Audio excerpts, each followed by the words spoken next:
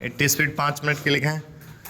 यह अच्छा हुआ कि निर्वाचन आयोग ने आदर्श आचार संहिता लागू होने के पहले ही राजनीतिक दलों को इसके लिए आगाह कर दिया कि उनकी वेजा बयानबाजी पर निगाह रखी जाएगी और तय नियमों को तोड़ने वालों पर कार्रवाई भी की जाएगी, लेकिन उसके समक्ष केवल भाषा की मर्यादा का उल्लंघन रोकने की ही चुनौती नहीं है।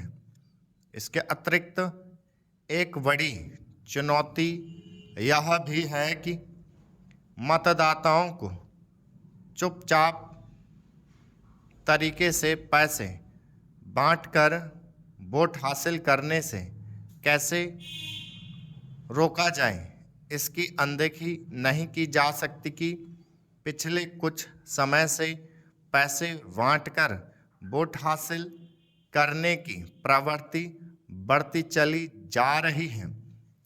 इसका प्रमाण यह है कि चुनाव प्रचार के दौरान मतदाताओं को वितरित की जाने वाली धनराशि की बरामदगी बढ़ती चली जा रही है।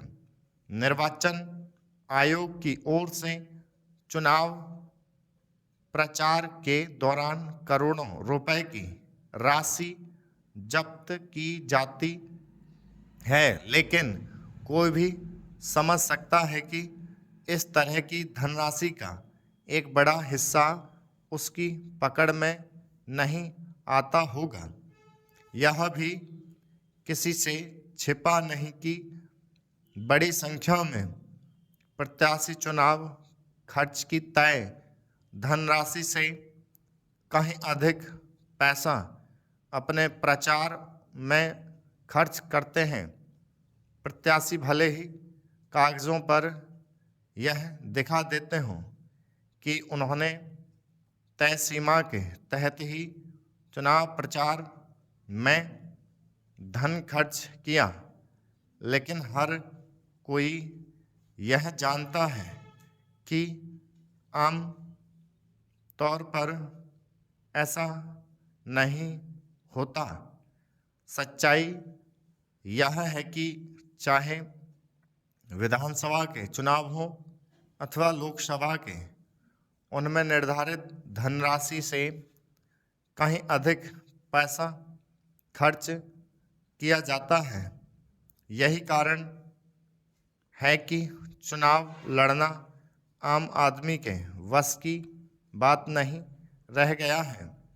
एक समय था जब चुनावों में बाहुबल के साथ धनबल की भी भूमिका देखने को मिलती थी। समय के साथ बाहुबल पर तो एक बड़ी हद तक लगाम लग गई, लेकिन धनबल की भूमिका बढ़ती ही चली जा रही है। चिंताजनक यह है कि बंगाल में बाहुबल की भूमिका पर भी रोक नहीं लग पा रही है। स्पष्ट है कि चुनाव आयोग को और अधिक सक्रियता और शक्ति का परिचय देना होगा। समस्या यह है कि चुनाव के दौरान आदर्श आचार संहिता का उल्लंघन करने वालों के खिलाफ निर्वाचन आयोग कोई कठोर कार्रवाई करने में सक्षम नहीं है। इसका कारण यह है कि उसके पास पर्याप्त अधिकार नहीं है।